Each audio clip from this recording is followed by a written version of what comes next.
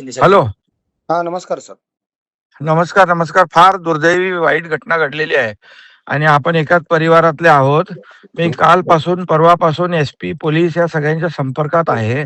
त्या हराम्याला जिवंत राहायचा अधिकार नाही आणि झालेली घटना तर अतिशय दुर्दैवी आहे आणि त्याला फासावर लटकवल्याशिवाय आम्ही लोक तरी स्वस्थ बसणार नाही, एवढं फक्त विश्वास तुम्हाला देतो मी.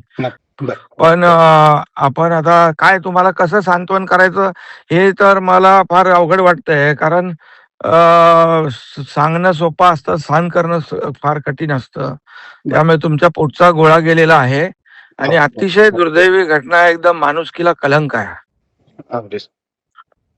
आम्ही अगदी अगदी तुमच्या सोबत आहोत. तुमच्या भावना आम्हाला कळताय. तुमच्या एवढा डोंगरा एवढा दुःख जे आहे तुमचं आहे, मोठं दुःख आहे, ते न सहन करण्या पलीकडचं आहे.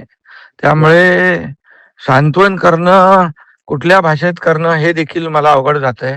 पण एवढा विश्वास ठेवा की तो जिवंत राहणार नाही, त्याला फासावर आपण लटकवू.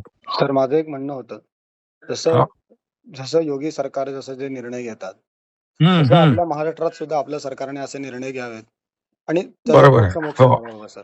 कारण माझ्या मुलीचा मृतदेह मी जे बघितलाय ना सर, वाईट अवस्था झाली आहे.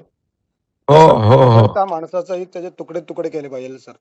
त्याला खरंय 3 महिने 6 महिने वर्ष 2 वर्ष असे अजिबात त्याला एवढे दिवस जगतात नाही, एवढा वेळ जातात कामा नये. एवढा वेळ जाणारच नाही, तुम्हाला सांगतो मी.